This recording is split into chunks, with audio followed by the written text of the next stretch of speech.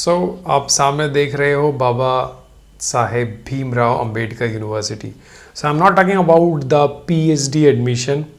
I'm talking about the career after PhD because most of them are continuously giving information about the PhD admission PhD. But आप PhD के बाद क्या करोगे, PhD के बाद का फ्यूचर क्या है, वो अगर आपको अभी से नहीं पता होगा, so it's going to be very much difficult. So I have seen a very good example in a BBA universities at Central University, and there is a vacancy. I just show you कि यहाँ पे एक advertisement आया हुआ है, तो हम detailed advertisement को आपको दिखाते हैं. ये एम्प्लॉयमेंट नोटिस है टीचिंग पोस्ट के लिए BBAU यूनिवर्सिटी, सेंट्रल यूनिवर्सिटी के अंदर.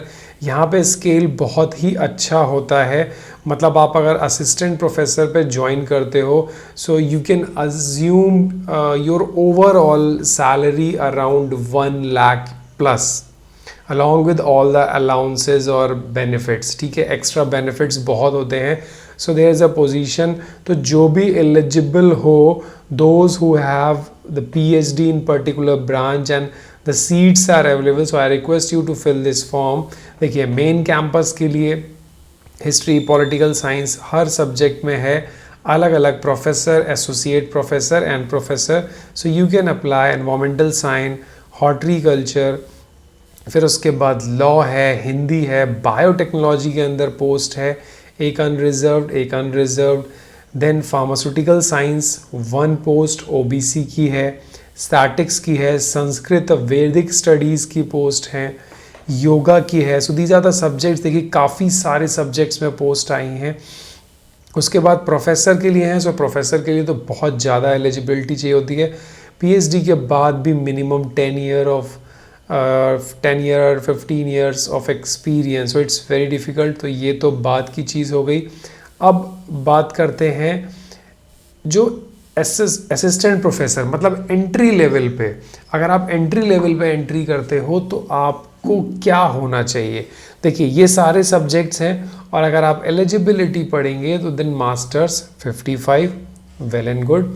आपके पास UGC नेट होना चाहिए, वेल एंड गुड. आप सभी UGC क्वालिफाइड हैं, सबके पास नेट है. JRF नहीं भी है, अगर नेट भी है then it is very good, आप एलिजिबल हो. फिर provided the candidate registered for the PhD programme prior to इतना shall be government by the provision of the 10 existing ordinance. मतलब अगर आपने PhD कर रखा है, so it should be as per the ordinance of 2009.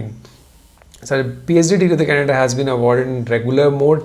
अगर PhD है तो इन सारी चीज़ों में होना चाहिए, और वो प्रेफर करते हैं. That is why I am suggesting you कि do not take PhD admission in an unrecognized university or in a part-time mode, because कहीं भी advertisement आता है, they mention that your PhD degree must be in a regular mode. और उसके बाद अगर आप देखें तो उन्होंने clearly लिखते हैं ये लोग कि has published 2 research paper out of which 1 is an referred journal. देखिए, ये सब minimum criteria है, but you should be on the top, then only your number will be in the screening committee. So that is why I am saying कि आपका research profile अच्छा है, आप regular PhD हैं as per the UGC norm, then you can go ahead in any place. So this is the eligibility criteria, जिसमें कि net और basic degree. जैसे pharmaceuticals की बात करूँ तो उसमें basic degree होनी चाहिए pharmacy की. PhD को इन्होंने प्रेफरेंस नहीं दिया है. 3 years professional experience post PhD desirable के अंदर है. सो किसी का बेसिक है, किसी का डिज़ायरेबल है. सो अगर आप बेसिक क्वालिफिकेशन में आ रहे हैं देन आई सजेस्ट यू कि आप इस फॉर्म को फिल करिए. फॉर्म 27 से ओपन हो चुका है, and 19th next month August is the last date for submission. अगर आप जर्नल OBC कैटेगरी के हैं देन यू हैव टू पे 1000 for the application fees which is non refundable. And अगर आप कैटेगरी के हैं देन यू हैव टू पे ओनली 500 रुपीज़. वुमेन कैंडिडेट्स को कोई फीस नहीं देनी है इर्रिस्पेक्टिव ऑफ द कैटेगरी, उनको सिर्फ 500 फीस लगेगा. सो ऑनलाइन एप्लीकेशन है, पूरा एप्लीकेशन ऑनलाइन है, सिंपल से इंस्ट्रक्शंस हैं, जैसे लॉगिन होता है सारी चीज़ें अपलोड करनी है. फिर शॉर्टलिस्ट आएगी वेबसाइट पे, then you will be called for the interview. So if you are eligible, so I suggest कि go head and apply this form because this is a central university and इस type के forms और application बहुत कम आते हैं. Got it? So all the very best those who are applying for this universities and those who are preparing to apply in this university for the future. All the very best. Have a nice day.